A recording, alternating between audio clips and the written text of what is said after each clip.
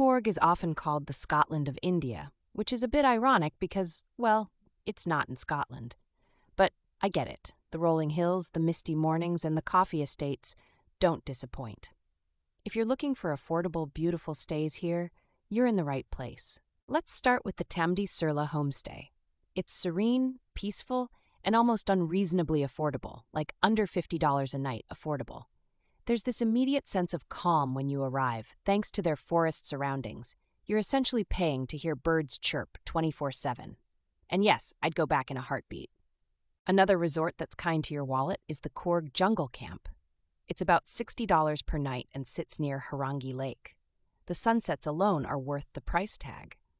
Pro tip, ask for one of their lake view rooms. You'll feel like you just hacked into the travel system for a better deal.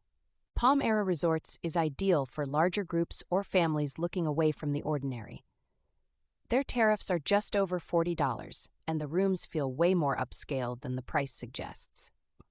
Plus, they do this complimentary local breakfast that's worth waking up for, even if you're not a breakfast person. If you prefer something eco-friendly, try the Copperhill Retreat. It's basically everyone's Pinterest cabin dream come to life, and the rates start under $75. They use solar power, grow their own vegetables, and have that off-grid but not totally off-grid vibe. Imagine sipping responsibly sourced coffee while watching the sunrise. You win, right? Ever thought you'd find a nature retreat for $35 per night? Enter Kadkani Riverside Resort. The property is massive, lush, and sits right by the Copperhill River. They even throw in free kayaking as part of the deal. Suddenly, Coorg feels like the most generous destination in India. Budget travelers should definitely check out Gowrikere Homestay.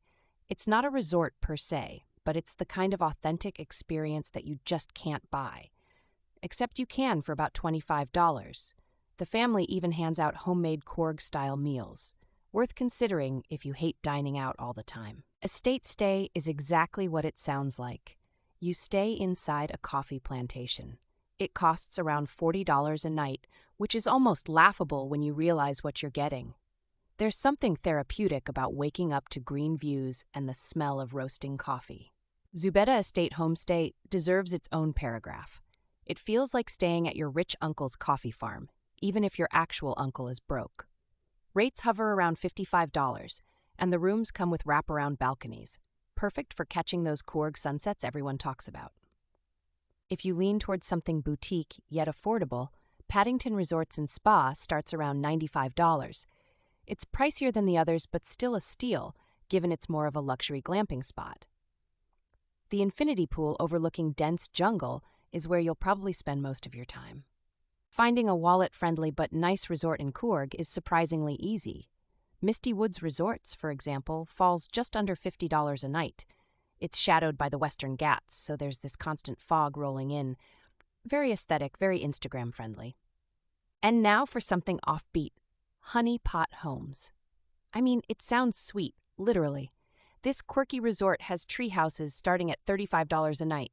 You'll spend hours just staring at all the greenery below. Who says being an adult means no treehouses? It's hard not to romanticize Coorg when accommodations like these exist.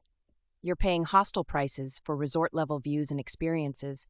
Whether it's a cozy homestay or a sprawling eco-resort, there's no excuse not to visit Coorg on a budget. Take it from me, it's worth it.